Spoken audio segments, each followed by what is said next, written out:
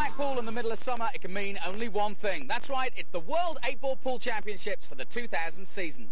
Now, over the next few programmes, we're going to be bringing you the ladies' competition, the men's singles, and we start, as always, with the teams' competition. Now, 11 nations are all vying to make a semi-final places, and as they came down to the nitty-gritty, well, the atmosphere was electric.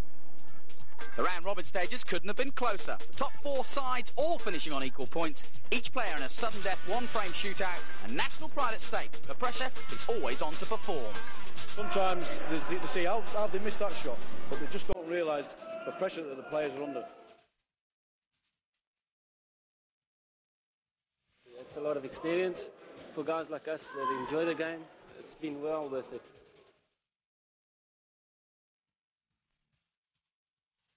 It's very stiff competition out here. It's getting better every year. Competition's the best. It's the best in the world. You're playing in England, so you can't lose a title. And we are the #1 team, so we're there to be shot at. We're going to win it this year. Definitely.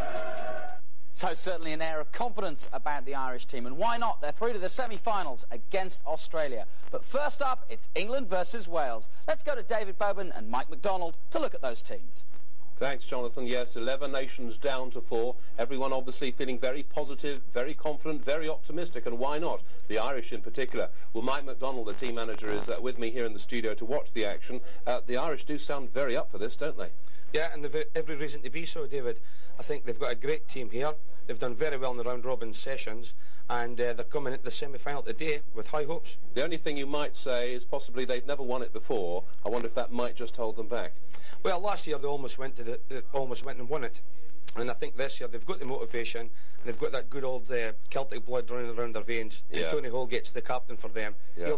He'll get motivated. And they're up against Australia, of course. I mean, that is tough. They've won it before, 4 years ago? Yeah. Australia are a great team. There's no doubt about it.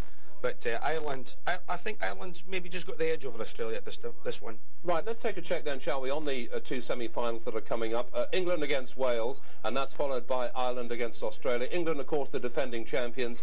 Wales, who took the title in 1998. Ireland, who, as we've said, have never won this particular team event, against Australia, who won it in 1996. Right, let's discuss England against Wales. I have a feeling, Mike, that much as you may hate to say it, you fancy England to win this. Yeah, England are my favourites. They've got a depth of players, and they are professional players. And 4 of the team have actually just made the world squad here, yes, which is superb for any team. Yes. To have 1 in it, but to have 4, I think it's their championship again. Okay, it's worth pointing out, isn't it? It's the best of 21, 3 sessions. Yep. So we start off with 7 frames, then there's an interval. Yes. How would you see this going? I mean, do you think England are going to make a very positive start? They always do, and Jim will have told them to do exactly the same. They're starting off with Jason Twist, tremendous player. If they get a few frames of a start, it'll be hard for Wales to catch them. Well, as you can hear behind me, in fact, the music has started, the crowd here applauding the teams as they arrive in the arena. These then are the lineups for England against Wales. Very interesting lineup there. Lee Kendall, the captain for England, Carl Alexander for Wales. But just to re-emphasise, if you like, the strength of England, Carl Morris only at the moment a substitute. That's right. I mean, that shows the depth of the squad. Carl Morris is in that position because he's came at the bottom of the averages this term. But a tremendous squad. Keith Brewer there against Phil Grundy. That'll be a tremendous match. Keith Brewer, the backbone of the England squad, #1 in the averages this week. And Chris Melling, of course, up there just behind Jason Twist. Chris Melling, a young man who many people are saying one of the best potters in the game, and obviously destined for great things. Prolific potter. Chris Melling, in my opinion, will be a future world champion. So, just briefly, let's not write Wales off, but they're up against it here, against a very strong England side. Yes, they are, yeah. But they've got Rob McKenna, and Rob McKenna's a great influence within their camp. Twice World Embassy champion. Tremendous team. OK, thank you very much indeed, Mike. MacDonald, we'll hear more from him a little later. But right now, I think we're just about ready to go. Let's cross outside from the studio here and see the handshakes going on. Commentary for this opening session comes from Tony Holgate, Alec Evrianidis, and Jim White. Thanks, David. Yes, the customary handshake here England versus Wales, and certainly, as was alluded to in commentary there in the studio, they really are up against it. Interesting to hear Mike McDonald talk about Ireland versus Australia. Now, you two gentlemen sat beside me here, the respective captains of those two camps. Now, if I've got to sit in between you, you just let me know. Ladies and gentlemen, well, I don't think there'll be a problem there, Jim. There's a lot of great sportsmanship out here in these sort of events. But the rivalry amongst the four sides that have qualified for the semis is going to be second to none. It's going to be electric. Well, England, as always, heavy favourites in this team championship. As a matter of fact, of the 7 years that this event has been in existence, they've won 5 team titles. Every year they're the team to beat. They know it, and so does every other country vying for the title. And what a way to start off here with Jason Twist at the table, one of the most consistent players on the UK Tour this season. Always a threat in the individuals as well. And when you kick off with someone of his notoriety, you're putting the heat right on Wales in the early going. Yeah, he's always been the opening man for England as long as these championships have been going. Jason Twist. They like to lead off strong with somebody, run to the table and bang it out and finish very quickly. No better man than Jason Twist to do just that. What do you reckon, Ace? Well, just saying that, Tony, why has he covered that bottom left-hand corner? Well, maybe, it's 0-0. England, they don't want to take too many risks early on. Not forgetting the last time they played Wales in the televised stages of the team competition, they were beaten, were England. Well, just to remind everyone at home, this is the pressure cooker that they call the team championship here in Blackpool, the year 2000, the Embassy World Titles. And there's the Welsh side. They've got quite a hurdle in front of them. And so important for either team to get off the mark here. It's a best of 21. The first team to win 11 frames will be through to the final. This, our first semifinal. And again, the tactics, certainly the order of the day as far as Jason Twist is concerned. That's right, Jim. At the end of the day, Jason's got a yellow right at the top of the table he's a bit concerned about. Basically what he's trying to do is cover the 2 bottom corners, give himself a bit of time so he can kick it out. Then he'll go for the finish. And very interesting to note, too, as Jason surveys the situation, seems quite content with things right now. That when these two teams met in the round-robin stages leading up to the semifinal, it was a pretty easy victory, really, for England. 14-7. They disposed of Wales, and that certainly has to put them in a good frame of mind. And Andrew, not happy with that effort. Would like to have seen that one disappear. And there's a young Mr. Corton, young Jordan. He doesn't seem too terribly interested in his dad's goings-on at the moment anyway, but as he gets older, good chance he'll have a cue in his hand.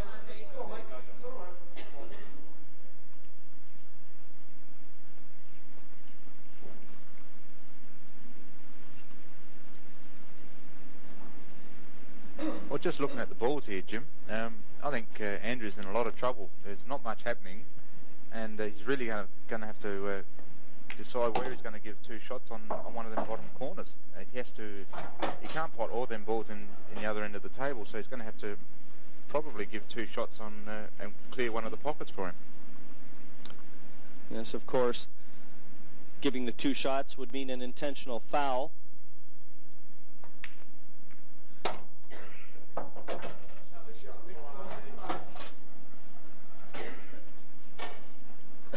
Well, that wasn't a bad effort, but all I can see him doing now is opening up the black ball. He's going to try and pot the red in the top corner, but it's certainly going to make everything easy for Jason to get to that black ball, open up the black, and Jason hasn't got any tough balls at all. Yeah, you're right, Ace. At the end of the day, he's going nowhere with this. I mean, I think he's just potting for the sake of potting them. And there you see he's made a mistake that you said. And Jason Twist with a real great chance of going out for England. Well, to be fair, we really have to talk about the pressure these guys are under. It's just one frame each, and, especially in the early goings. Well, the pressure's just been magnified 10 times over for Andrew, because he's just in no position at all to do anything. That's a perfect shot there. He's got a nice angle with the ball to rail along onto the ball over the hole to open up the black, and basically 2 bottom pockets covered with an easy yellow in the middle.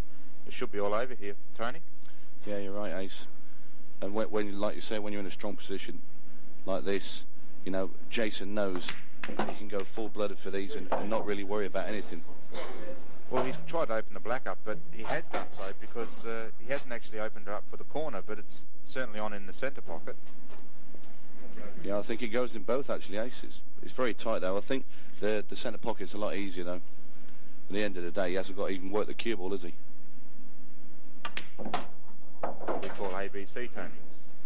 I can't spell Ace.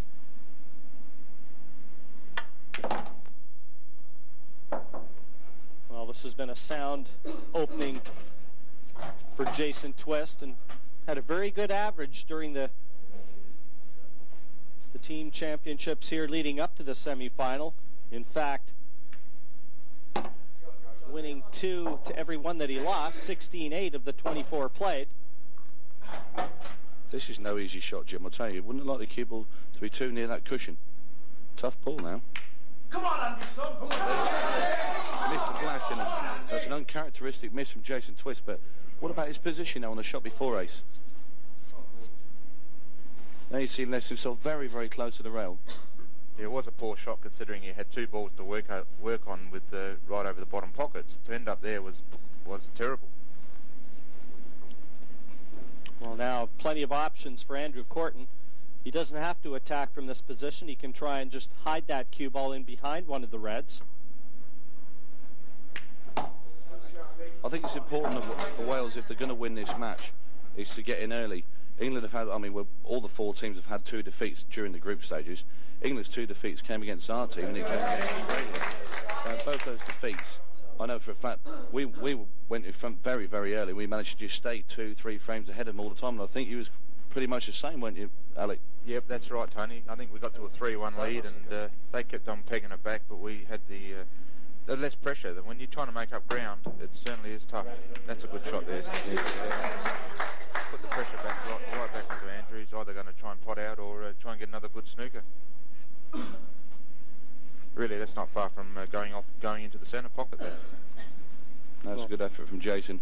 I think you can't keep snookering, top players, because at the end of the day, you're going to leave something that they're going to be able to pot. I think it's better off sometimes to just get down and take your chance. And realistically, you've got to pot your balls. You've got to pot the balls to win.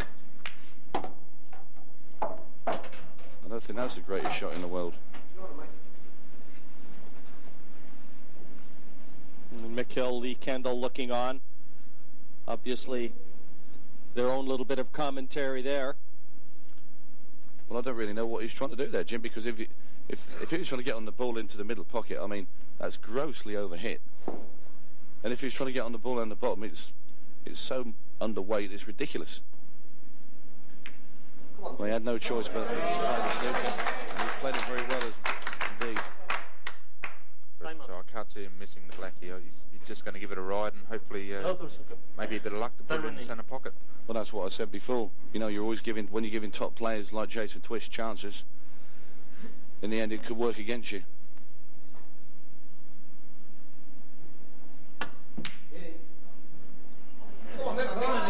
It's another opportunity for Andrew Corton, though. And he just keeps buying himself chances. Good effort that from Jason Twist.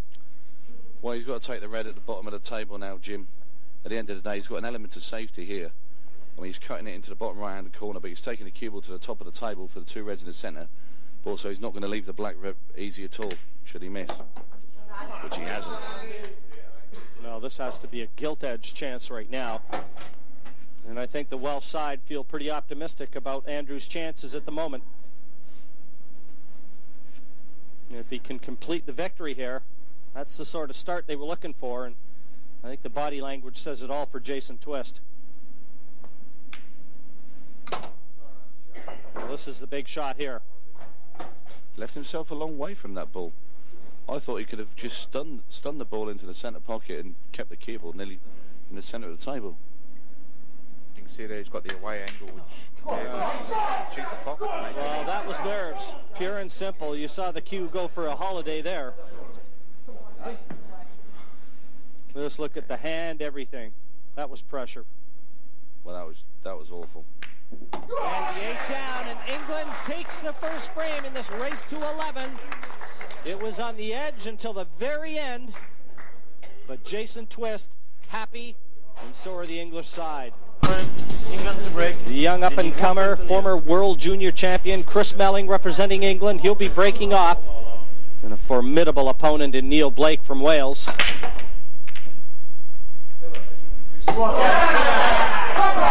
Now, so much has been said about this young player, and we're going to get a chance to witness it firsthand. And a good break-off to start. Yeah, he's got a tremendous break as Chris Melon. He's played a lot of 9-ball, snooker, you name it, in the cue sports. He's played it. And he's got a very, very powerful break. And then what's more about Chris Melon, he's one of the fastest players around the table. He doesn't give the pressure any time to build up on him, Tony. He just gets down and pots the balls. He's a very confident player. He's got a very long cue action. You see, when he pulls his cue back on his shots, the arm comes all the way back. And sometimes you think he's about to smash the ball and he ends up hitting it very softly. He's a great player. Well, no player had a better percentage in terms of wins. Well, yes, you were saying, Tony, a long, flowing cue action. That's the sort of thing that can be suspect under pressure.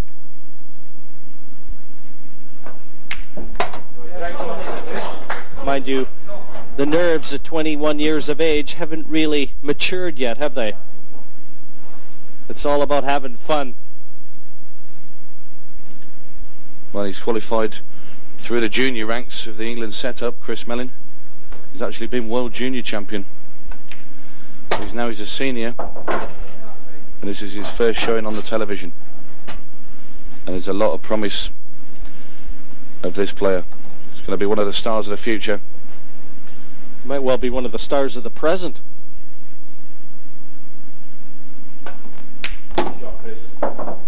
Big shot here.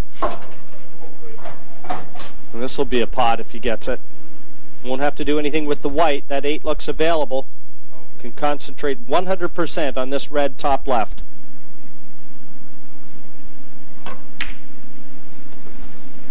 There you go. Right into the heart of the pocket. And what a performance from Chris Melon here. A break and finish. Neil Blake never got to the table. And look at the English side. And now, very early, Wales, and the form of their captain, Carl Alexander. Well, he needs a captain's innings here.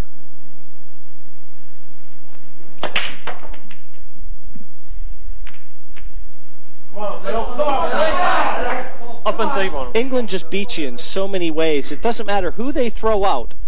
Every single one of them is a world-class performer.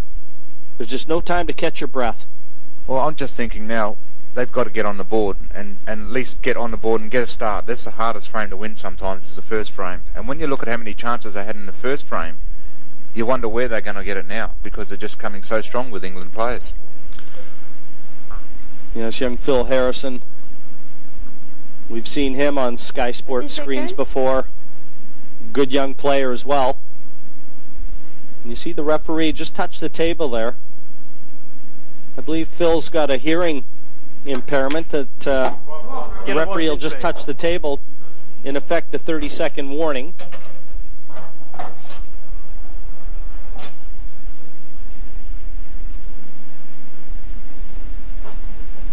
Well, he's a tremendous player, Phil Harrison.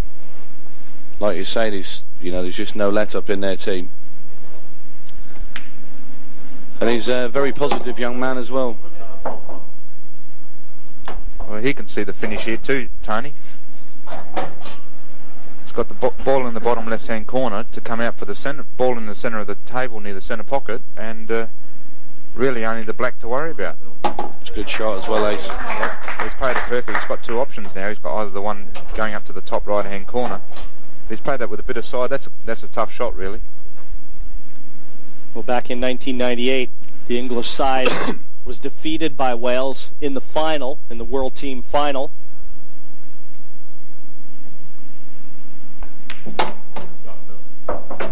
So that's something they want to try and call back into the memory banks and hopefully build something positive with that. They've beaten them before. Well, in past records, Jim, when England has lost in the minor rounds, they haven't gone on and won the final. When they've won every game in the final, they've won convincingly. So that's what's given Australia and Ireland a bit of confidence, because we've both beaten them in the minor rounds, and they've lost when they've lost in the minor rounds. So who knows, Tony? One of us might take it out after all. Well, it'd be nice, especially if it's us, Ace. But at the moment, the team that's in trouble, the Team Wales. Well, if he's nice and straight on this, he just wants to stop that cue ball virtually where the yellow is, and that's going to leave the black bottom left.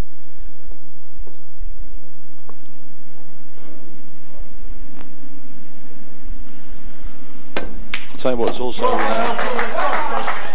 thing to notice is how quiet the Welsh team are. Very, very subdued at the moment. Yes, you need to get that team spirit, and nothing positive has happened yet, Tony. Nothing to put their hands together for. Phil Harrison's giving them absolutely no reason to clap, but look at the English side in stark contrast. 3-0 now to England, and that was a bit of a showing, that one from Phil Harrison. Wales to break. Well, next up, Warren Hodgson trying to carry on with the momentum that Rob McKenna has supplied the Welsh side. But again, quite an adversary in Darren Appleton from England. It'll be very interesting to see how Darren approaches this game after watching Mick play his game and the other three English blokes just going out there and potting out. So yeah. I'm interested to see what Darren's going to do in his first visit. Yeah, it was like a sprint in mud. He wants to get back on terra firma again, does Darren Appleton, but it's down to that man, Warren Hodgson. Certainly to try and boost that momentum to the next level. It was certainly encouraging, too, to see the Welsh side off their hands. They were sat on their hands for the most part in this match, and nice to see them get into it.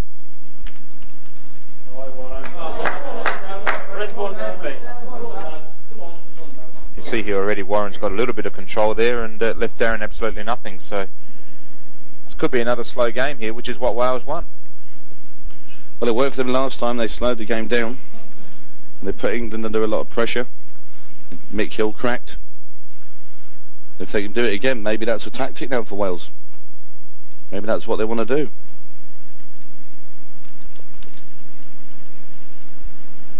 Seconds.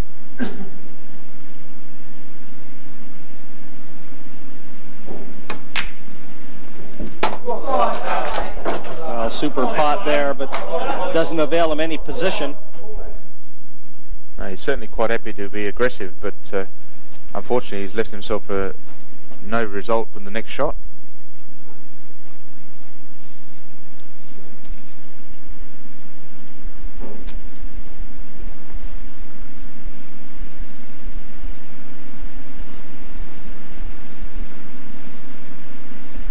Well, Mick can reflect on his loss. I think you'll see a little better performance the next time he goes out.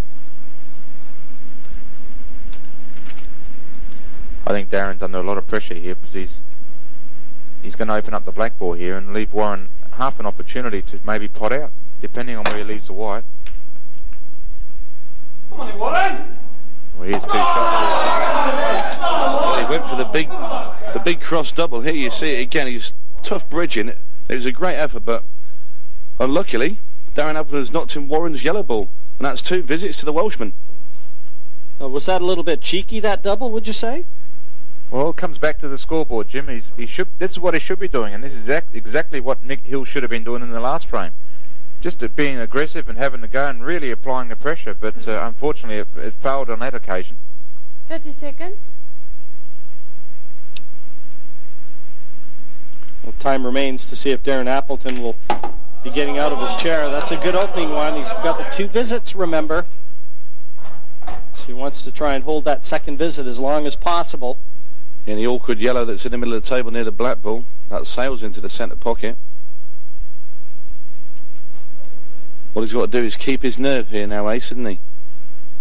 I feel he's got one worry ball, and that's the ball that's closest to the bottom cushion, the yellow on the bottom rail, because nothing really links up with that.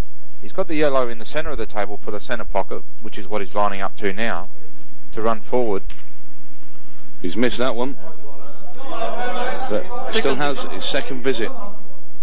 That might not be as bad as it is, Tony, because he could still take that yellow ball, and then he's got the linking ball with the yellow next to the red, and then for the other ball we were talking about, so it might not have been that bad. No, as you could tell by his expression on his face, he didn't look too concerned about it. In practice, this would be straightforward. But under the magnifying glass here of the World Team semifinals and the television cameras, this is the shot right here, Jim. If he can pot this and get on the other yellow straight into the corner, he's got no problem for the black ball. Needs a little bit of side on this cue ball. That's going to make the pot a little bit trickier, or is he going around the angles? Struck that well, almost too much side. Yeah, look how unlucky that cue ball's finished. Maybe he didn't need any side, Jim. Just a bit of top, just to miss the black is all he wanted to do. Well, we certainly overcooked it a bit. Not only is it awkward cueing, but where's the cue ball going if he cuts the yellow into the bottom left-hand corner? Straight towards that right-hand corner, yeah. Isn't it? It's looking very in off that shot to me. And very tough to judge the pace. He wants to be on the black for the centre pocket, so... 30 seconds. And how difficult is it to have a steady bridge when you know you're nervous and trying to keep it in check? Not only that, he's also stretching as well, which makes it another 5 times harder. Well, that was never going to be easy. Well, that was a waste, really. Here you see it again. No cueing. He didn't cue that very well at all. He stabbed at it, didn't he? Yeah. Well, you'd be putting your money on Darren right here. And he's absolutely gutted, is Warren. Knows he had a great chance there to bring Wales within 1 frame of England. It just seemed like he rushed it a bit, didn't it? He maybe just the nerves got to him of being on television and in front of his, in front of the spectators and everybody, the cameras. Just makes it a little bit harder. He looks like a young fella. I'm not sure how old he is though, but he looks young. I think he's about 22, 23, Ace. He's been around for about 4 seasons now for Wales. His father, of course, is the Welsh team manager. Which is, there he is, that's Peter Hodgson, Warren's father and the manager of Wales. And he'll be feeling just as bad as his son right now.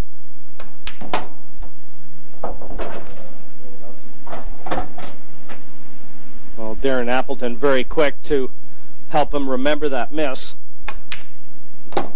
And this 8 to get the English side back on track again. 8 down, and England now 4-1 in front of Wales. Darren Appleton quick to mop up with the miss from Warren Hodgson. Yeah, I think you can see the look on Darren's face. It was a very soft win. He knows he didn't deserve that and shouldn't have got it, but in the end you can only do what's left on the table. Yes, it was such awkward cueing, and given the circumstances, that would have been a tremendous pot had he gotten it. But it was not to be. And in the end, a solid clearance by Appleton proved Warren Hodgson's undoing. Next up for England, the team captain, Lee Kendall. One of the most consistent players in the history of the game. A sure-handed left-hander breaks off here. It's going to be up against Craig Reynolds, yet another left-hander from the Welsh side, and a very good player. I must say, Jim, I don't think he has been consistent at this World Titles as he has in any other one. He hasn't really got the wins on the board this time. Sorry, Tony, but I thought they had to be brought to Jim's attention. He hasn't played that well in the team's event this year. No, you're exactly right. Craig Reynolds, though, is another familiar face. Yellow ball's in B. Been in the Welsh side now for about 3 seasons, but he's also one of the top professionals around. Makes a lot of quarterfinals and semi-final appearances in the big tournaments. And he's quite a quick player as well, Craig. He doesn't like to mess about.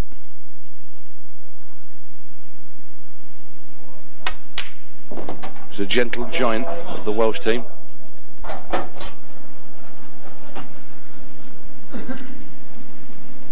Well, Craig knows he's got to take this finish out now. Very important that they get this frame, the Welsh team. Always nice to beat the captain as well, though, Ace, isn't it?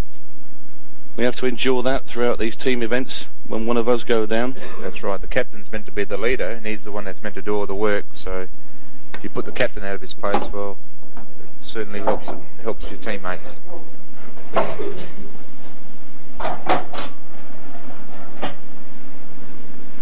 Well, Wales have certainly had their chances. They know that. And if Craig Reynolds can go through to complete a victory here, they're going to only find themselves 4-2 behind. Well, I can't see a lot of support coming out of the Wales team there. They look beaten. They really don't look like they're interested in the game. Well, not be funny, Ace, and you know this as well. When we played Wales in the group stages, I mean, we lost to Wales 11-10, and they came at us and they were going mental. They were berserk, cheering, shouting, screaming. And it was a brilliant atmosphere, and I just can't believe what I'm seeing from them. Well, they're seeing Craig Reynolds in with a golden opportunity here, and you'd never know it looking at them.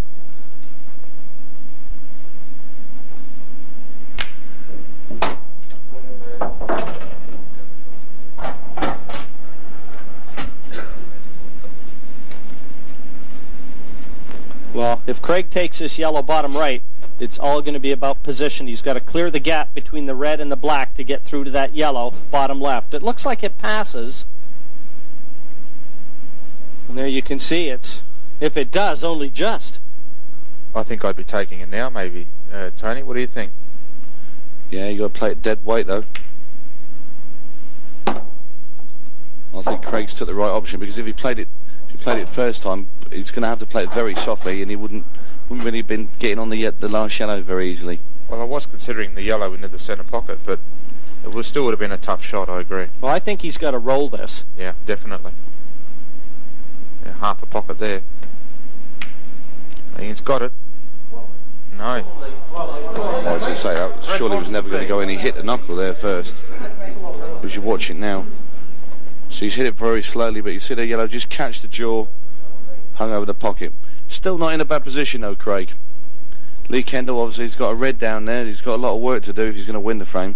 He'll be looking to try and make a snooker somewhere, try and get 2 visits from Craig Reynolds to be able to move the red out.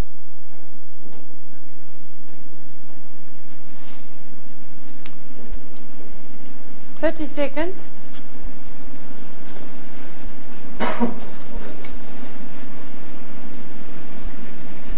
Well, Lee taking a lot of time over this one. He wants to be absolutely sure.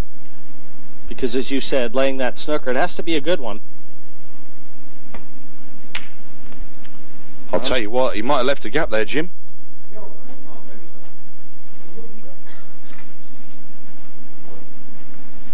Oh, it could be a little bit of a swerve shot. Yeah, the old shrinking ball shot, actually, yeah, Tony. But does he want to take the shot? Does he want to take the shot on? Because should he foul and then knock the yellow in, obviously leaving it easy for Lee Kendall. It's decision time for Craig Reynolds. As you can see, he's pondering over it now. He's thinking, am I going to attempt to go for this or not? I think Craig will go for it. He's an attacking player. No, he's going to put the black down. I don't think that's good enough. I think Lee's just going to get both out here and have an opportunity to pot out. Yeah, I'd have had to go at that, I'm afraid, Ace.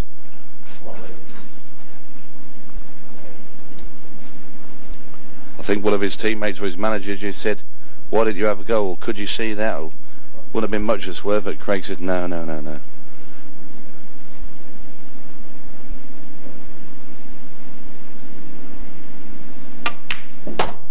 I'll tell you what, if Craig Reynolds does lose his frame, He'll be, from this visit now, well, Alec, he'll be wishing he took that shot on. Absolutely, Tony. But Alec, you and I were just motioning at the monitor at the same time there. Go ahead. I'll let you tell the people at home what we were talking about. Well, just the red off the bottom rail to get the black out, and also the red should come out of there as well. He's hit it all right. He's got the red out, which was the main thing, but could have done better, though. Yeah. He could have played that with a little more pace and got that black more into the center of the table, away from that bottom left. So it's still not easy. He's still got a bit of room down there. I mean, he's in no hurry, though. He's in no hurry, Tony. He's get another 2 shots and try again. But like we say, you give a player another chance, you never know what... He's definitely going to go for this swerve, isn't he, Tony? This one, for me, is easier than the one that he just passed up. Most definitely, yeah.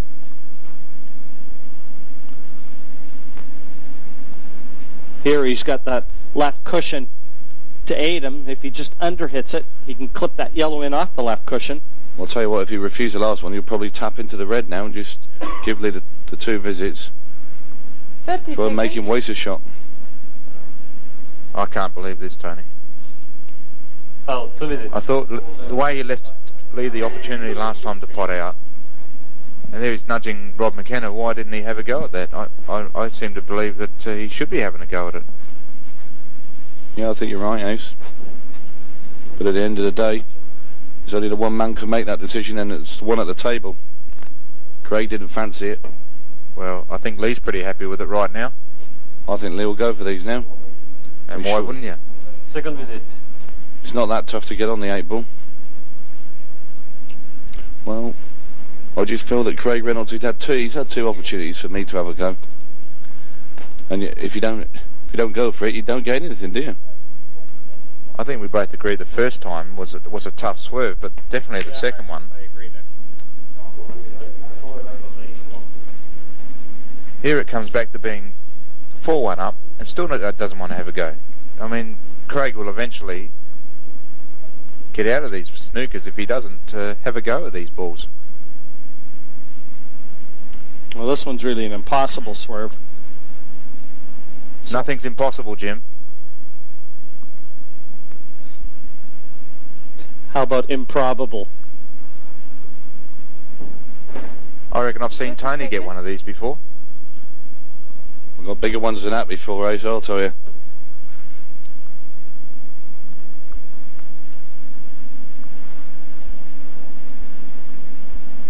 You could park the cue ball on the floor and I'd have a go.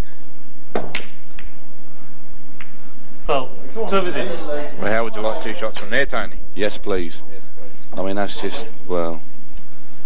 I feel sorry for Craig because, you know, I mean, he's a great guy and he's a superb player, but really he should have gone the first 2 times for the swerve. Well, he's had 2 chances. As you said, this is the sort of thing that we saw Mick Hill get bogged down with, even though England was in front. Now with Rob McKenna having won a match, it was down to Craig Reynolds, who has to be said is one of the more experienced players on the Welsh side. Look, what it comes down to is you're playing a class player, your team's in trouble, you've got to play the great shot to get out of trouble. You know, he should be taking it on. Now he's sitting back watching Lee Kendall pot out when he should have been having a go himself. At least he knows if he'd taken it on and missed it, well, at least he's having a go and playing, well, I think, the correct shot when he's got to play the great shot to get out of it.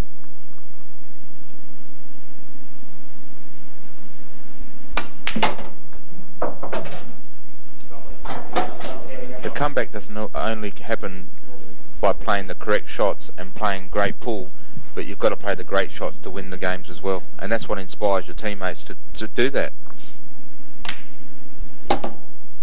Well, he's pretty good. Yeah, he's got the angle here. He can almost drop on that black. Just roll it in with a little bit of right-hand side and come behind it. Remembering you've still got 2 shots, Jim. Might even be screwing it.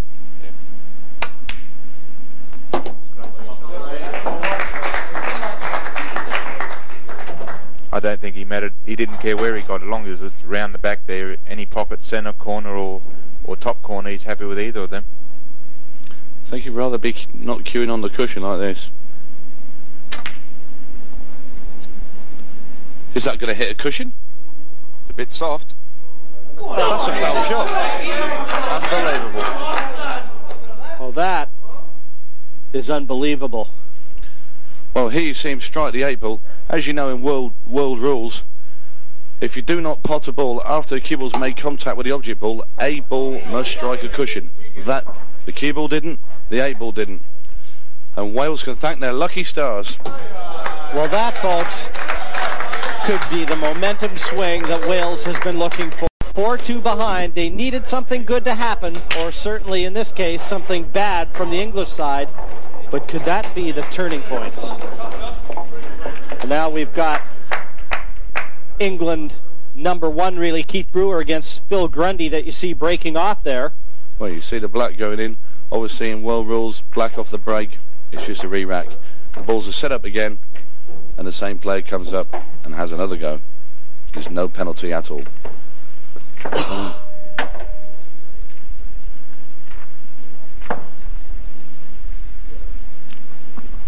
Well, when you've just had a slight hiccup in your stride, such as England has, what better player would you want at the table than Keith Brewer?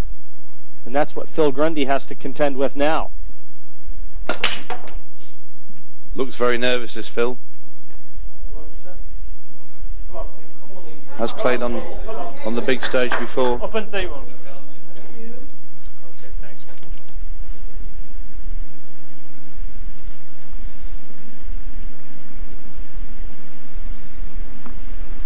We've seen Keith Brewer over the years win some monumental frames, really, in team play. Got ice water running through his veins. Red balls in play. Well, you remember last year we played England in the final of this World Team event. 10-all, 1 frame left. John McMahon for us, Keith Brewer for England. And the shot he played under pressure to leave a snooker was just out of this world. And I mean, it was one of the best pressure shots you'll ever likely to see. Bearing in mind, I think team events are harder than the individual. Time running. Yes, Lee Kendall will attest to that. You know, you don't want to let your teammates down, you. Or your country, Tony.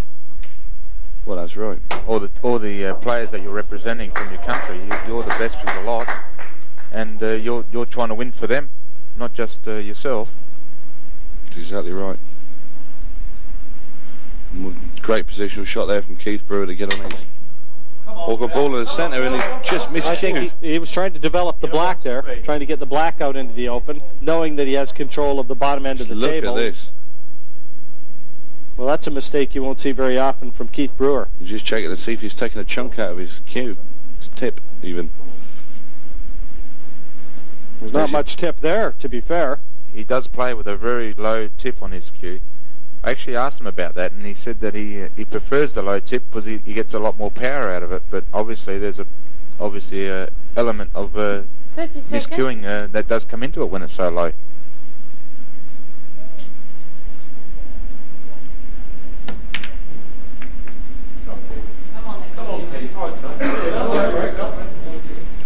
Again, Jim Morris looking on.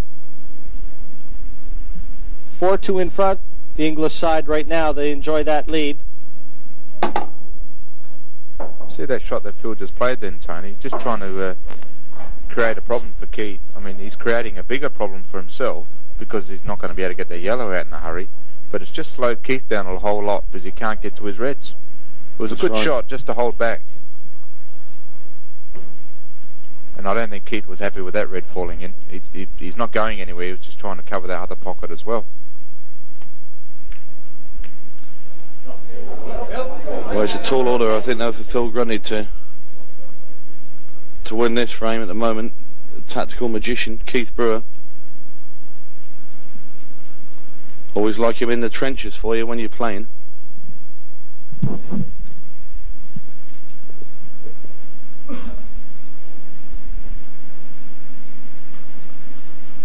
Well, Phil Grundy from the Welsh side, actually one of the poor performers in the ranking list. 50% average in most cases, that wouldn't be too bad, but that's just how well Wales has been playing in this team championship. That's one of the reasons they find themselves here in the semifinals.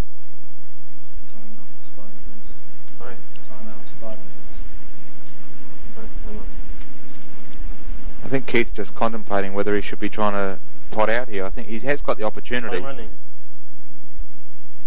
to put the red onto the red and then maybe get an angle to kiss out the yellow to open it all up.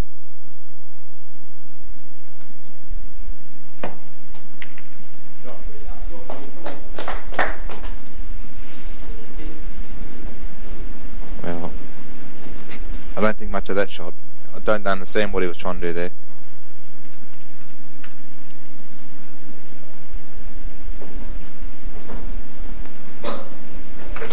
Still, Phil Grundy can't go anywhere, Alec. He's got that yellow in jail, bottom right. I think I was just looking at what he could do there, and maybe he's got to try and get another yellow down into this corner so he can attempt to put the yellow onto the red, which is covering on the inside there, to try and get some more control back in that corner, because he's certainly in trouble with only one yellow there.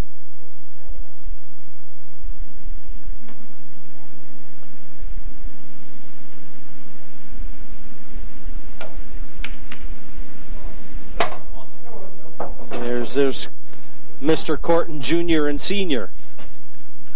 And Andrew will be finding himself very quickly up at the table again here in this team championship.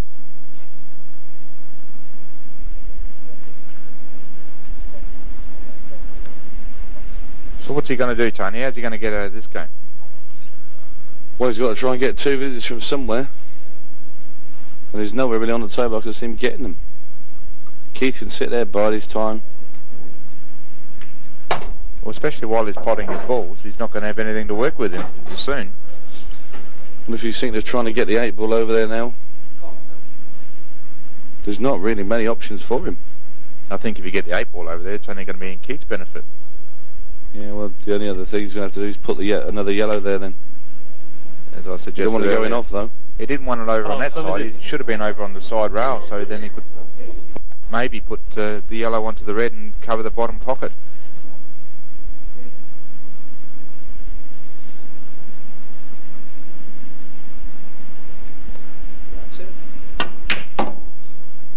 Well, this is a chance right now for Brewer. Landed very nicely as well for him. Everything open, just about controlling the white. Yeah, I don't think I'd be happy with that result, Tony. I think the English side, too. You know, they're looking at possibly ending this first session here 5-2 in front. That would be, to my way of thinking, pretty fair scoreline. Well, Wales has had their chances, and England's gotten bogged down in a couple of the matches. I don't think Wales would be quite happy with the 5-2. I mean, they should have had maybe 1 or at least 2 more frames. Well, Andrew caught in the very first one. Incredible miss. I tell you what, if I was Phil Grundy, I'd be pretty happy with this situation, because he had no chance 2 shots ago, and all of a sudden Keith Brewer's put himself under enormous pressure to play 2 or 3 great shots here to save this game, Tony.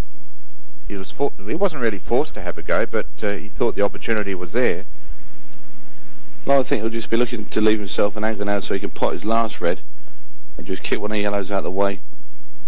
He's created space for the black.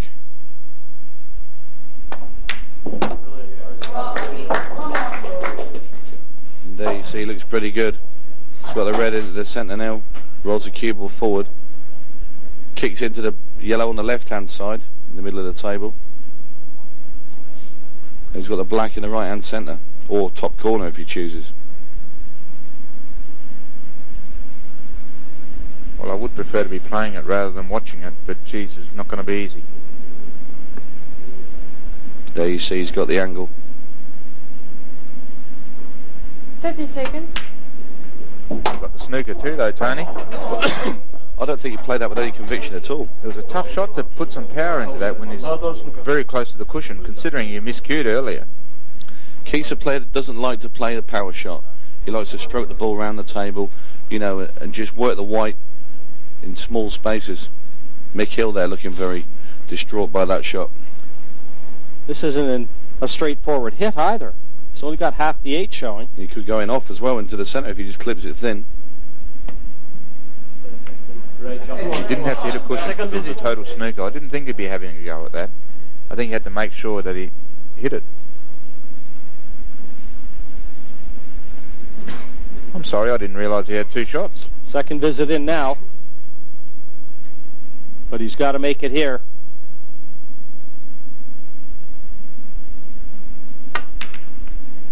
In off the yellow, and Keith Brewer has just staked England to a 5-2 lead. Good thing he had the 2 shots in hand. So England off to a good start, not totally convincing, but Wales far from out of it. Mike MacDonald, manager of Team Scotland, England looked pretty good at times, but not totally convincing. Well, that's right, David. They're looking good in patches, but I don't think they've found top gear yet, and that's what they'll need to find, because Wales aren't out of it yet. Let's just take a look at your shot of the session so far. It was early on, Chris Melling with a long red. Had a difficult time for him. It was a great shot. That is a tremendous pressure shot. Young Chris, first time he's been here on the TV stages, all the pressure he's under to perform for his team, and he pulls out a shot like that. World Championship shots. Yeah, he is a young man without doubt to watch in the future. Oh, yeah, for sure, yeah. Fine, thank you very much indeed, Mike. So we'll take a brief break here in Blackpool. Stay with us. We're back with you in a couple of minutes' time. This is a match that I certainly have been waiting for. We saw it on the paper. It's a 2-time Embassy World Champion Rob McKenna up against Chris Melling. How impressive was Chris in his first outing? Ultra impressive. The heir apparent. Frame 9. Many people think to the world title. 6 frame to 2.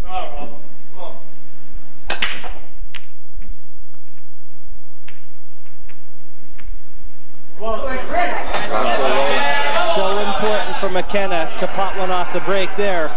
Red ball pattern. Well, you can hear the Welsh are actually making a little bit of noise now as well. Yellow ball's nominated. Well, this is one I think they were all looking forward to.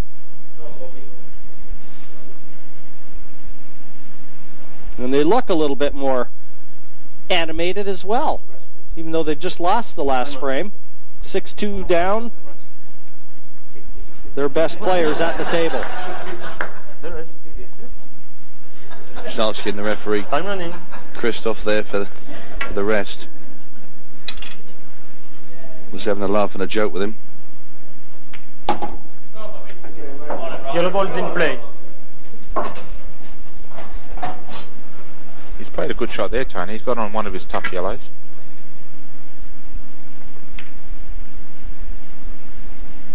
Well, I thought he was trying to cover that. He looked the way, the pace that he played that at, I thought he was trying to cover as well. Which I don't really understand if he was doing it, because he's got game on. And a player of Rob's standard, you know, it's a pretty basic finish for him. That's right. Well, he's only got the tough yellow in the centre pocket on the right-hand side of the table there. Other than that, which you'll get on right now, other than that, they're all there.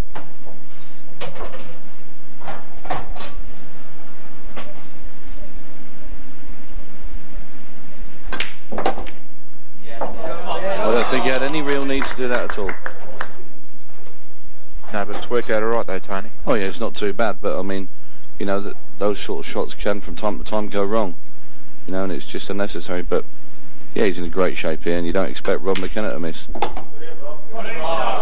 Especially not now. Another nice kiss there on the yellow to push it even closer to the centre pocket.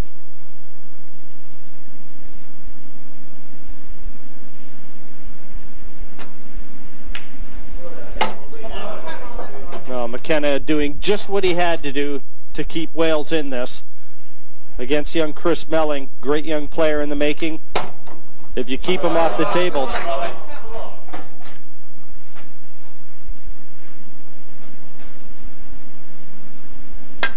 And what a performance from Rob McKenna. A great outing there. 6-3, they pull one back. And can Wales build on that performance? Chris Melling, we never got a chance to look at him there. As well as he played in the first session. There's no response to that. Well, it's taken Wales 9 frames to actually get out there and win a match rather than actually get it handed to them on a plate, Jim. So maybe that's what they needed, just an easy frame, a good victory, to maybe get the ball rolling in the right direction. Well, this next match presents Phil Harrison, who again looked so impressive in his first frame against the fellow that should have taken the first frame, and really a sign of nerves from Andrew Corton. Now, can he make amends and pull another back for Wales? It's important that he's erased that first frame out of his mind. Also, it's important that he gets to the table. It's a fair split there for Phil Harrison. Just look at the reds.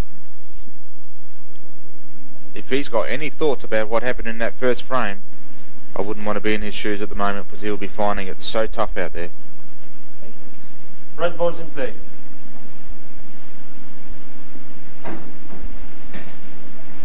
I think he'll be looking from his seat and looking at the table and thinking, well, I'm not going to even get out of my chair in this one.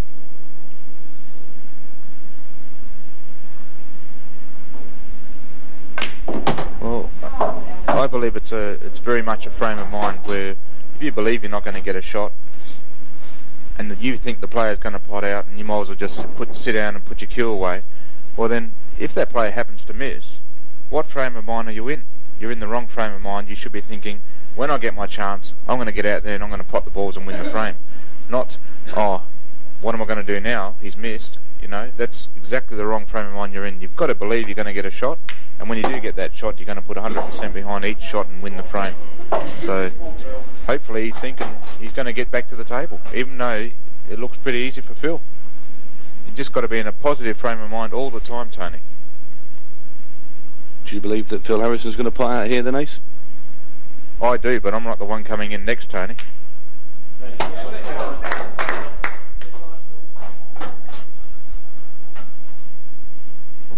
Eight ball's a funny game, and you see Keith Brewer, who's got just about a perfect cueing action, miscue earlier, you know, and anything can happen. Yes, we've seen Lee Kendall with 2 visits at hand, trying to roll the 8 over the corner and misjudging it, not hitting a cushion. As you said, anything can happen, Alec.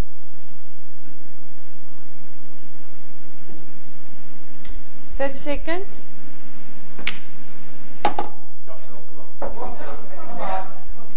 Gonna have to maybe hit this one a little bit heavier than he'd like to be. He's got a little bit straight on it. He's going to have to sort of force it to make the angle there, Jim.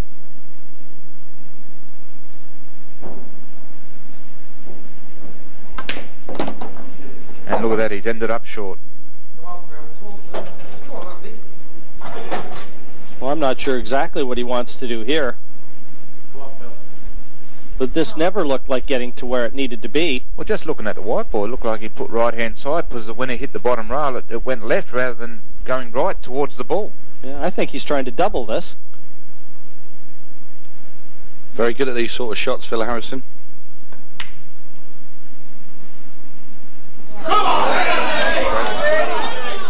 Yellow balls to play. Well, I didn't fancy him to miss that, to be honest. And there you see, missing the double with the red, and what's more, he's not completely covered the pocket. Andrew will just want to get this yellow in front of the red now. Great shot there by Andrew. He's left him the double back into the other corner. It's tight. Well, he has, but what else could he have done, Tony?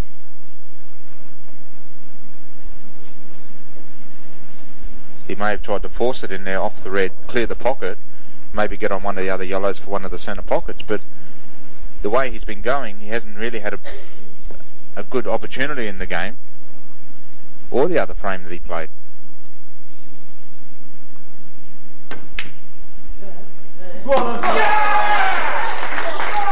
A little better result that time, but he's still got a job to do to slot this 8 in. But that was a very good double. Now you see the England team quite excited about that one.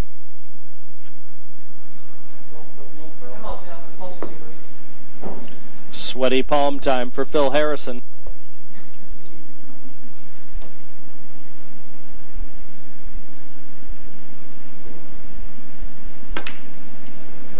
Looks good. Down it goes, and England again. Every time Wales take a frame, England responds with a very good outing. Phil Harrison this time doing the business, and they now lead 7-3. That's a bit of a shame for Andrew, because he actually played a good shot. When he finally got a shot, he played the right shot and covered the pocket, but unfortunately left Phil playing a great shot.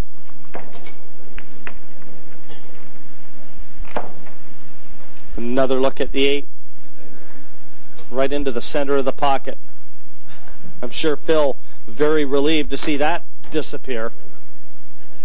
7. Wales to break, trailing 7-3. And again, another very enticing confrontation here. The experienced Neil Blake breaking off for Wales. And a real look of determination on his face. And he's up against Mick Hill. Well, Mick Hill dropped his opening frame here for England. And even though he's one of the front runners in terms of team averages, he's going to have to try and put that right if he gets a chance.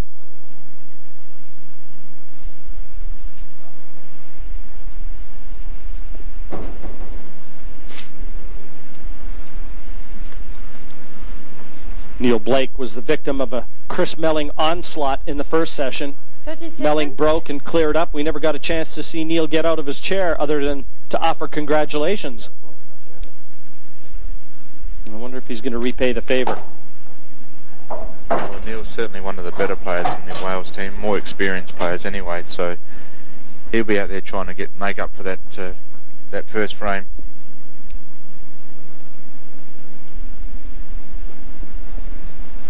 Here he's just trying to get the yellow off and push the black up near his corner just to promote his yellows and make it even tougher for Chris.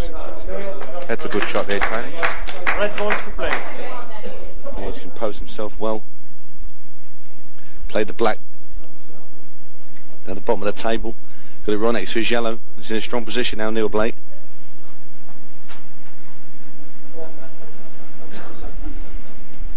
McKill comes from Dudley.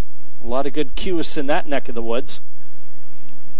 Most notable snooker player Martin Clark, Steve James not too far up the road. 30 seconds. He actually practiced a lot with Martin Clark, he was telling me earlier.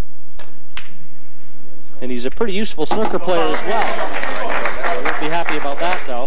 Well, the England side seemed a lot of applause there. Was that what he was trying to do? Yeah, definitely. Look at this.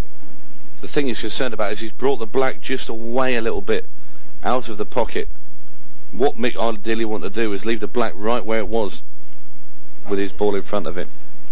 But he still played a great shot. Oh, he's played a great shot there. But if you look, I mean, the yellows are pretty easy. But he's just made them a lot harder. He had to hit that ball thicker, leave the cue ball down at the bottom of the table. He needs to put all the yellows in his first visit, and he can use his extra shot on the 8 ball. Well, I can't see him potting a yellow here, Tony. I'm not exactly sure what he was looking at initially to want to leave the cue ball on that side. Nothing's available. Well, I wonder now if he can play one of these yellows and knock it onto the side cushion, the left-hand side. I think there's a gap where the red is over the bag, where the black is, that he could play down there and dislodge it. I think he's gone with your method. He tried to keep the 2 shots. Potted double that yellow in the opposite corner there. And I think he's just realised that he could have played a yellow down that rail.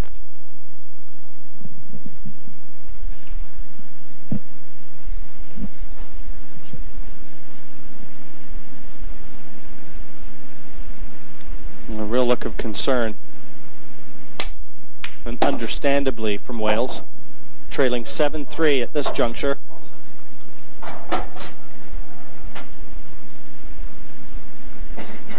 Well, Neil's got half an opportunity here. He's going to try and pot the yellow into the centre pocket and have an angle on the other yellow to maybe just get below the black and maybe even pot it in one of the opposite end corners.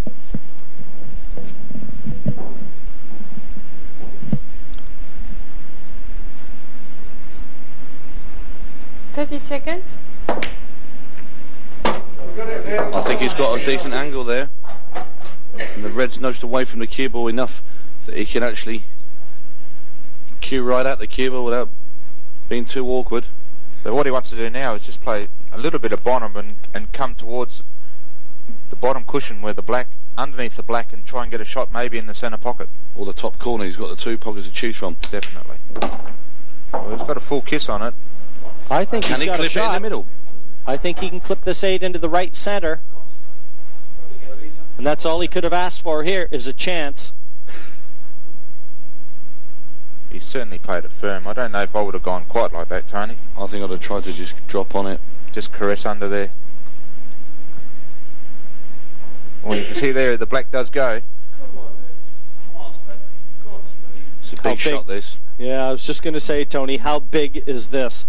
Well, I'll tell you what, if Wales don't win this frame, I do feel that it's the end of the road for them. Go on, baby! Great shot from Neil Blake, and what a time, and just look at the emotion. Easily the most emotion we've seen yet from the Welsh side. They've taken 2 of the last 3, and back in with a chance.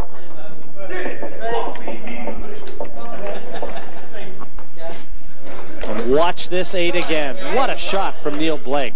The cue in the air, he knew he made it as soon as he hit it. And welcome back to Blackpool for our continuing coverage here on Sky Sports of the World 8-Ball Pool Championships. We're going to go back to the action now in that first semi-final in the men's team event. Remember, it's England, the defending champions, up against Wales. England with the lead, but not too convincing. Let's see how they make out in this next session and rejoin commentary once again with Jim White. Well, he's telling them all, it was nothing, boys. Front if 12. I can do it, England you can do it. Leading 7-4. And 7-4 right now, and we see Darren Appleton from England. He'll be breaking off against Craig Reynolds. Craig Reynolds won his opening frame, as did Darren Appleton, so we've got a battle of 2 winners here. That's not the way Darren Appleton wanted to kick things off. Well, I'll tell you what, Jim, I wonder if the worm has turned. 1 visit, open table. Time running. Well, sometimes it can be 1 big match or 1 big shot in that instance to do it. I think it's certainly worth marking that 8 just in case.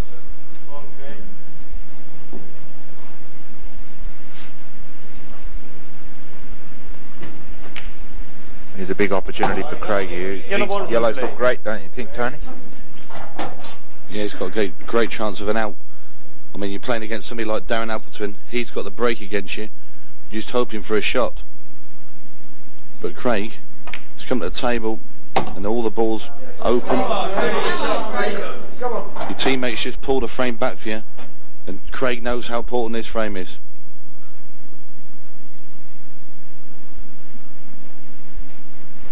Everything looks available here. I think it's just a matter of getting that cue ball into the areas to leave the yellows on.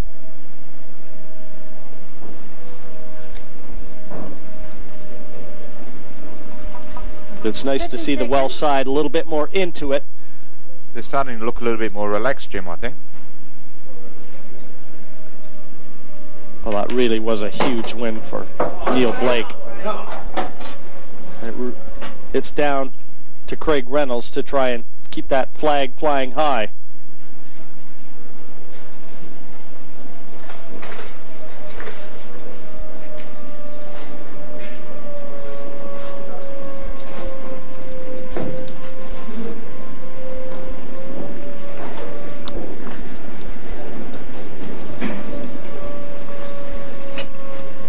Craig played very good in his opening round, too, against Lee Kendall, benefiting from a lapse. I think this is okay. Yellow's still available. Got to hold his nerve.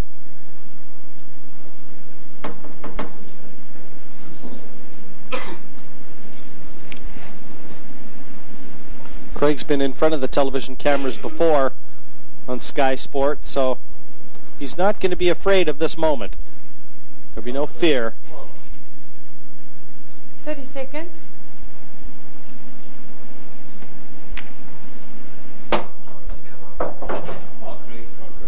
I'm not too sure about that shot. It almost appears as though he's overdone it. I don't think he can get through to that yellow below the black.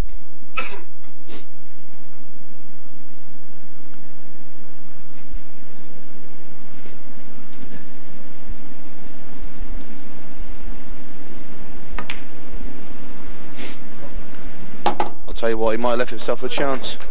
I'm pretty sure he can cut the yellow into the corner.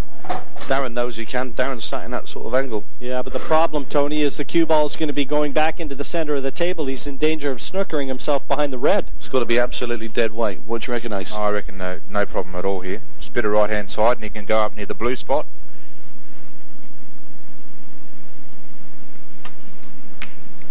He's gone fine to kiss the brilliant shot. A delighted team in anticipation of the win. Craig Reynolds delivers. 2 on the spin, and Wales is well and truly back in this one. 7-5 now, and one can only wonder if they're starting to fancy it.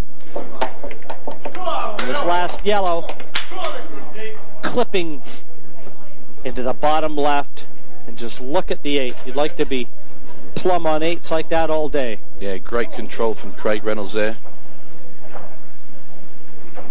And Wales are back in it.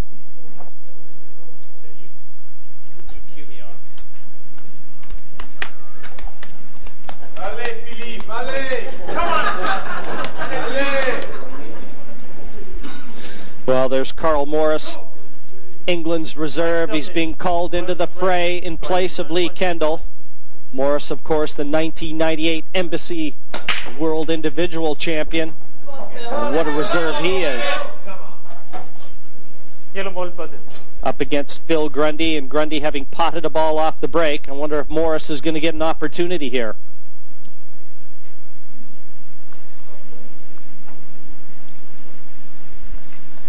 And one more look at a successful break-off.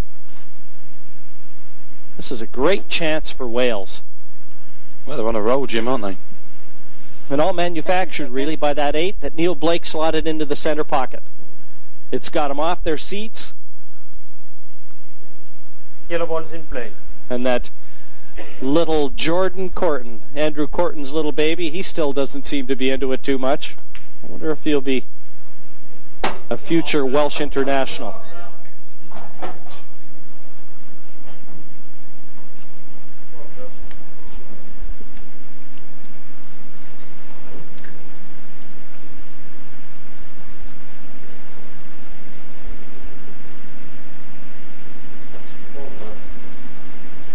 Two was a bit unfortunate there. You can see that all the reds are up, apart from one red which got stuck between the 3 yellows at the top end of the table. But now he's just going to have to cover this black, and which isn't too bad because he's going to control the frame. No, he's got the gap there. Red balls to Is there an angle on that yellow and on that red in the centre, Tony, to break the red out? I think there might be. They might have to come off the top rail and back into it. But I'm not being funny. I really would have took reds, played the one over the bag and splashed into the grouping at the top of the table. He had a few options there. If he missed it the first time, he might have got an angle on something else or try and make the angle. That's exactly right, Ace. Yeah.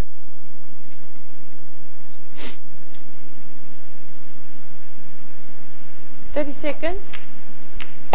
The first look that we've had of Carl Morris.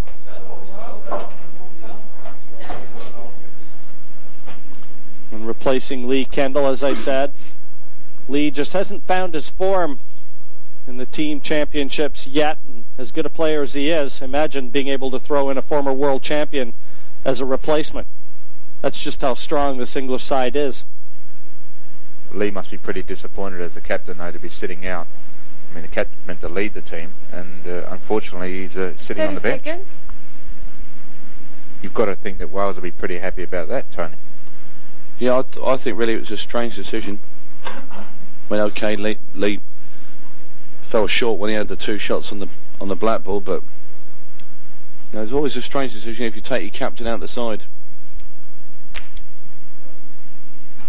Good try that one, Carl. And there's the angle we were looking for earlier, Tony, on the red in the centre of the table. Red in the middle of the table, trying to develop the awkward red between the yellows. Another look at the plant. To be honest, Alec, he doesn't want to wait too long for this, leaving the other reds on the table Gives him a few more options. Well, it's helped, but only slightly. If you look at the averages, Lee Kendall, Carl Morris both had a 50% average, but I'll tell you for a fact, Lee Kendall was finished from the break in a lot of his defeats. Carl's got to the table a few more times, and when Carl played against our side, you know, he had a pretty rough day. He's not been playing well at all.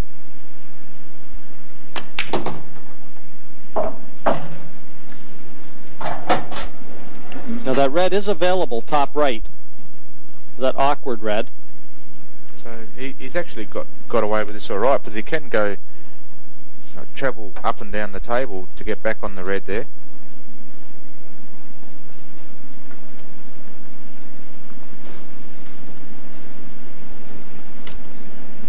Carl's mother and father there, as interested as anybody. Well, Alec, I think he was trying to do exactly what you suggested, just a little short of pace. And I'm not sure that he really has to take that red on now, because the other red doesn't afford position to it. No, he has to take it on, Jim. He could almost try and pocket this and screw off the yellow. That's right. I'll tell you what you've got to be careful of, though. If he's going to try and pot this, he could kick the yellow into the top left-hand corner pocket as well. I don't think that's quite on, Tony. He has to play the other red. 30 seconds. He's taking a big chance if he doesn't, because he has to get back on the red eventually. Tony, I think you're right. I think that yellow's very close to being potted here and making the red. Come on! He's hit it thick, and still the yellow didn't go. He had plenty of room on it, but just unfortunately hasn't potted the red. Couldn't have got much closer without potting it, though. He's caught the jaws. Come on, Phil. Come on, mate. But the chance falls to Phil Grundy. And the gauntlet has been thrown. And he's just getting back up again. Just double checking where he wants to be.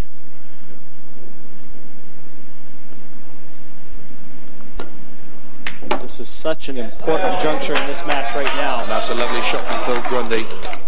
Now everything here is pretty much easy finish. There's nothing that's blocking his way. He looks pretty confident too. You don't get much facial expression change from Phil Grundy. A lot of intensity. I wonder if England might rue the decision of bringing Carl in for their captain Lee Kendall. I'm not sure if he needed to take that risk. Well, that's the only way he could have made a mess of that, was to go around that red there and maybe snooker himself. Why wouldn't he have just run through for the other yellow, Tony? He just looked very nervy to me, does Phil. He's not exactly inspiring confidence with every shot. Well, it's looking all right now, though. Well, he could have drawn that back and not had to stretch out over this, made it a little bit easier, but still got to expect him to get it. I think he's dreaming up ways how he can mess this up. Hang on, where's the white going? Well, I'll tell you what. Never in doubt. If I was sat in the crowd and I was in the Welsh team, I'd be having a... Another one back for Wales. 3 in a row, 4 of the last 5 to pull just 7-6 behind in this race to 11. England looked like they were in the driver's seat, and Wales has just bumped him. Frame 15, Wales to break, trying 8 frame to 6. Just to remind you, Neil Blake slotted in that 8 ball. A terrific 8 that started Wales on the comeback trail. He's breaking off here now, and that's not what he wanted. The crowd really starting to get into this one now. 8-6, England lead at this point. And certainly, fellows, this is turning into a battle royal. Not really one that we would have expected, the way that England vaulted off to a 3-0 lead early on. But Wales has stuck to their guns. Kept the pressure on England. In play. Man at the table, Jason Twist, well, he's won both of his 2 frames. You couldn't have asked for more, and he's in prime position to make a clean sweep. Well, this is a great chance for Jason Twist. Just got the 3 reds and the 8 ball to put away to restore England's 3-frame lead. These two pretty simple, but he's got to make sure he leaves himself an angle on his second to last red just to get across to the rail. That looks pretty good.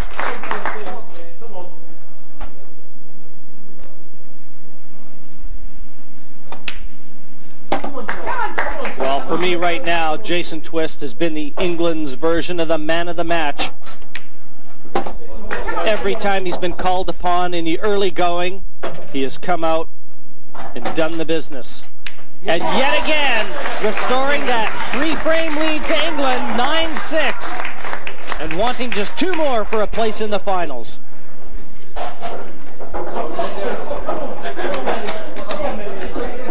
And all manufactured by a poor break executed by Neil Blake there.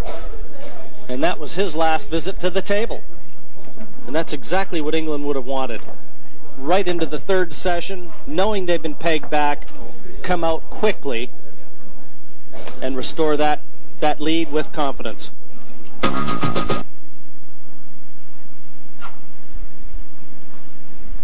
Alec, you alluded to earlier on in this match that you felt for England, in order to kind of keep with the favoritism that they certainly enjoyed coming into this one, to let it flow, keep it loose. They're all aggressive players, free-flowing, potting, brilliant players, it has to be said. And to get bogged down with a lot of this tactical play, even if they were to win the odd frame that way, it wasn't in their best interest. No, that's right, Jim. And you look at the score in the last round, they've only actually lost a round 4-3. Now, for a team that was 5-2 up, to lose the next round 4-3, just says exactly what I'm saying. Why didn't they just apply the pressure and keep the pressure as hard as they possibly could?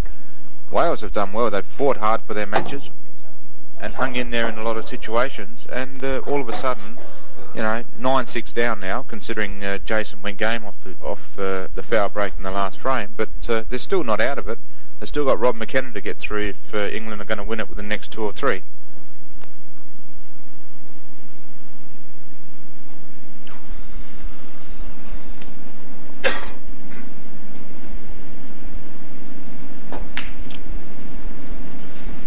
That's a bad miss there from Kyle Alexander. I was just about to say he's in there with a chance to pot the lot here, and then he comes along and plays that shot. Well, Carl is yet to slot a frame on the Welsh side of the scoreboard. He's not showing much confidence out there. That's the ball you expect Carl to pot all day long. And this man, Chris Melon, he got dished up in his previous game, but the one before, it was him doing the finishing, and a great finish it was too. So he'll be eager to get to the table and get in amongst the balls again. You can see here he's trying to work out an angle where he can break the yellow and the black out, because that's the only problem ball he's got. He shouldn't have much problem in manufacturing an angle if he hasn't even got one right now, Tony. He was looking at maybe moving it off, potting the one into the centre, but he's got to land on his next shot afterwards, so he has to land on the yellow he's about to kick out.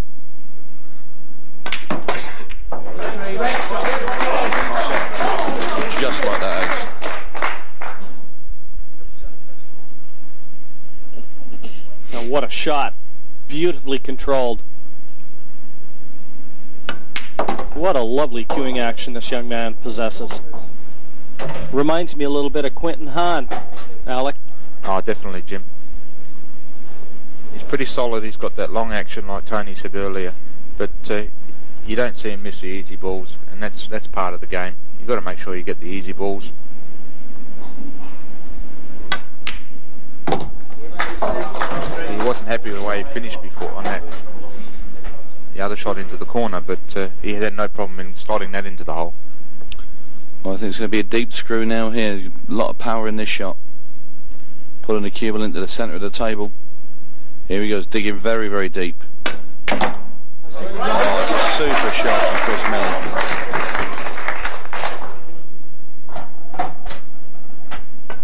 What a performance from the 21 17-year-old Melon.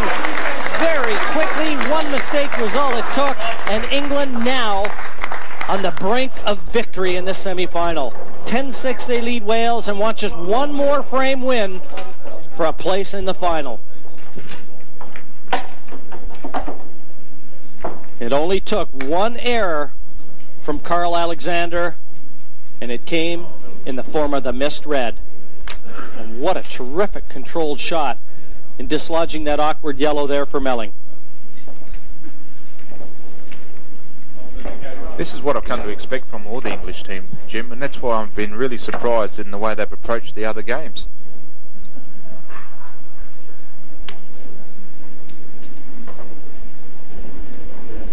From 18, England to break, leading 10 frames to 7. Frame number 18 sees Mick Hill stride to the table. He has yet to win a frame in this one. Such an accomplished player. He wants this one to be the last one England play. And look at that break off.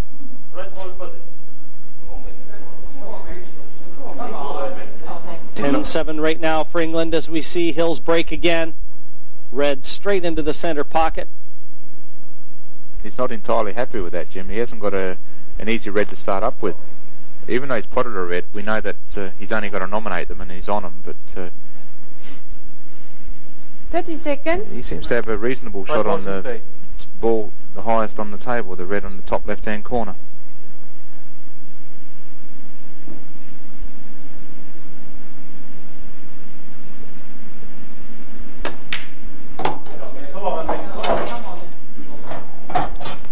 And there's Phil Grundy for Wales.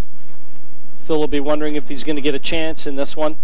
Certainly, you don't want to be in the position to be playing the last frame for your country. Not unless it's a decider.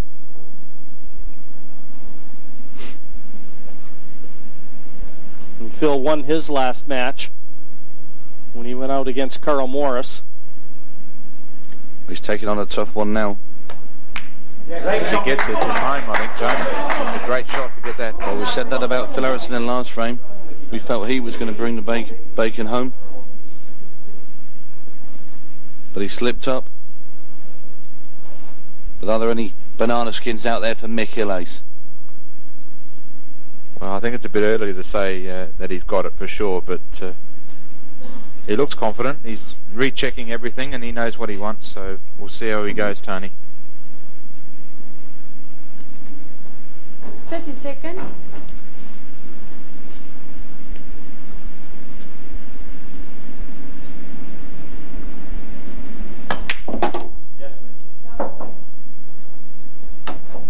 Well, just slightly overhit. Still does have the option of the red over the bottom right corner. But ideally, if he left that to last, it would afford the easiest position onto the black.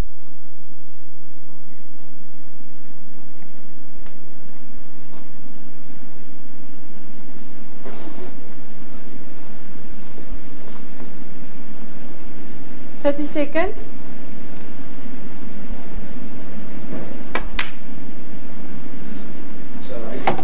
Great shot there from Mick Hill. Played it into the more difficult pocket to keep the cue ball on the left-hand side of the table.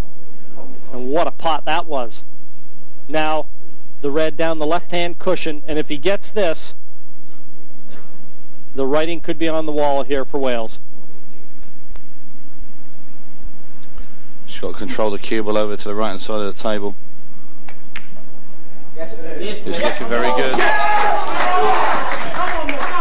Come on, mate.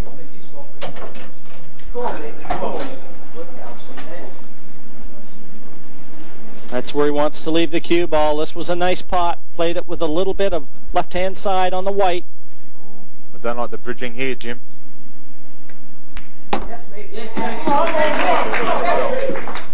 He likes it now.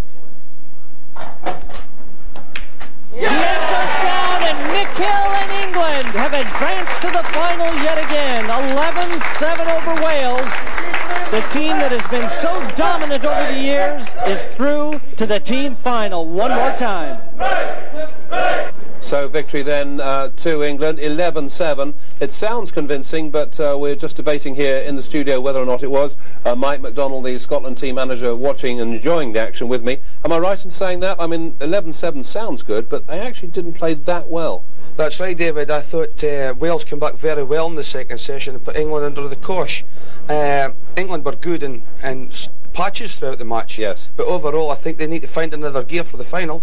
Yeah, you were saying early on you felt, I suspect, you were more positive about them than they actually played. You thought they were going to do themselves more justice than they did. That's right, that's right. I think also what might be in the back of their heads as well is the European Championships. They did extremely well in the semi-final and stuttered at the final. Yeah. So perhaps they're keeping the best for last. Wales, give them full credit, because they went down early on. They were struggling in that first session. They fought back well and actually put England under some pressure. That's right. I think Rob McKenna led the way for Wales. Superb performer on the table. They were back to 8-6, and at that point I just thought they might snick it. But again, Jason Twist came on, did the business for England, the first frame of the third session. And as ever, there were one or two turning points upon which a whole frame did it in the end, was decided. And we've seen that so many times before, it's happened again. That's right, and it's just one of those things we pull. Again, Jason doing what he did in the table made enough of a difference to start the third session. Yeah. But a few of the missed balls in the table, very uncharacteristic for England. Yeah, England through now to the final, but you have to say whoever they're going to play, they probably won't get so many chances, will they? They won't get off the hook so often. That's right. Ireland or Australia in the final. England won't get that chances in the final because those two teams, whoever does make it to the final, won't allow them to get away with that. No. So overall, just summing up then, Wales did themselves justice just about. They possibly deserved a frame or two more. Yeah, I think they deserve one or two more frames. I think England need to pick their game up dramatically for the final. Yeah. But it should be a cracker. Okay, Mike, thank you very much indeed. So let's just remind you then the way the semi-finals now look. There's confirmation of England going through their semi-final, 11-7 against Wales. Still to come, of course, Ireland against Australia. Remember, Ireland never have won this title. Australia won it 4 years ago.